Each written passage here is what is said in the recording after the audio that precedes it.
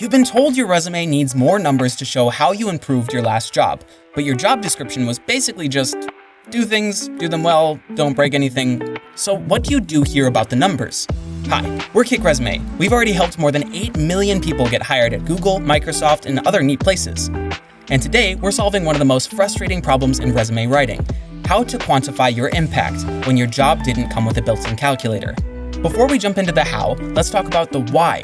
Why is every recruiter on earth obsessed with numbers? Here's 3 reasons. Reason number 1, numbers are specific.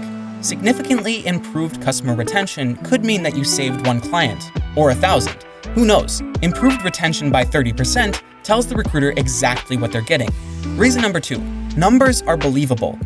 Throw a real figure on the page and the recruiter assumes you have receipts. You sound like someone who gets results. It's kind of like if I told you, people who use Kickresume are more likely to get a job. Or if I said, 90% of people who use Kickresume get a job. Now, I don't think that part is accurate, but you get the point. It sounds better. Reason number 3, numbers stick. A recruiter reads 200 resumes a day. Team player with strong communication skills, forgotten in 0.4 seconds. Trained 14 new hires and cut onboarding time in half, that one they remember. That's the resume that gets pulled back out of the pile. So yeah, numbers make a pretty big difference. Now let's go find yours. When people say, my job had no numbers, it usually means that they haven't looked in the right places. Numbers on a resume hide in 4 spots. Firstly, there's volume. How much of a thing did you handle?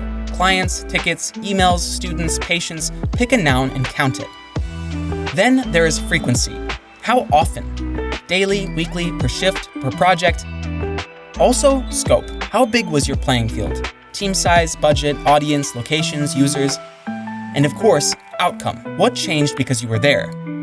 Time saved, money saved, errors reduced, satisfaction up.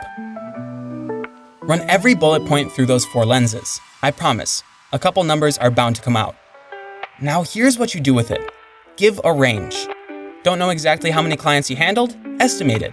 Supervised research students becomes supervised 7 to 12 research students per year, all of whom went on to graduate programs. This is what being specific without being false looks like. And yes, estimating is fine. Inventing isn't. Next, frequency. How often is itself a number, so don't be afraid to use it.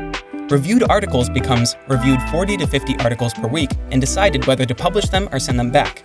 Now I know your workload. Now I'm impressed. After that is scale.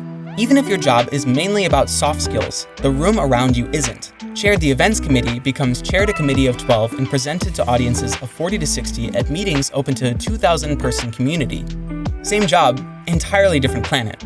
Then, inputs. If you can't quantify the output of your work, quantify the input. Instead of saying drove a successful digital strategy, which is vague and unverifiable, say something like led a team of 5 across 3 departments to deliver a digital strategy approved by the executive board. You mention team size, project length, stakeholders, departments, whose desk the work landed on, all valid information that shows the scope of your work.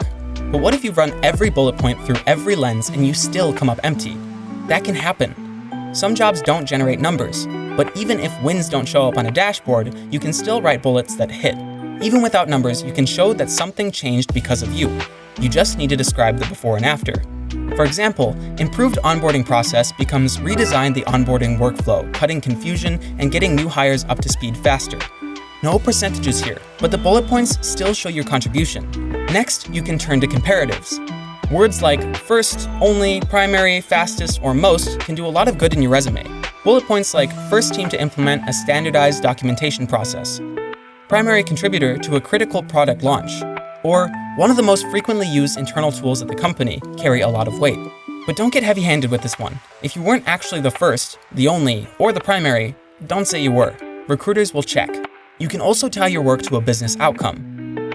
You may not know the numbers behind your work, but you know why the work mattered. So in this case, built internal dashboard can become built internal dashboard that gave leadership real-time visibility into project status and helped them prioritize.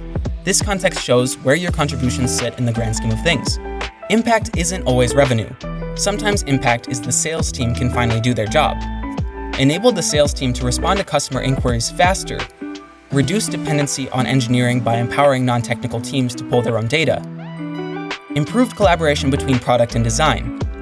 If you helped make a process quicker or smoother, that's a hell of an impact. So here's a quick checklist before you go. Run every bullet point through these 4 questions. What changed because of my work? Who benefited? Was it faster, better, easier, safer, clearer, or more reliable? And what would not have happened if I wasn't there? And if your individual bullet points can't answer at least one of those, it doesn't show impact. It's filler, so cut it. And that's it. That's the whole trick. You just need to remember that the goal is to show the recruiter what you did, who it helped, and what could have gone sideways without you. Now go rewrite your resume. Or, let us do it. Kickresume has resume tailoring tools that can make your bullet points impactful in seconds. So go give it a spin, and we'll see you next time.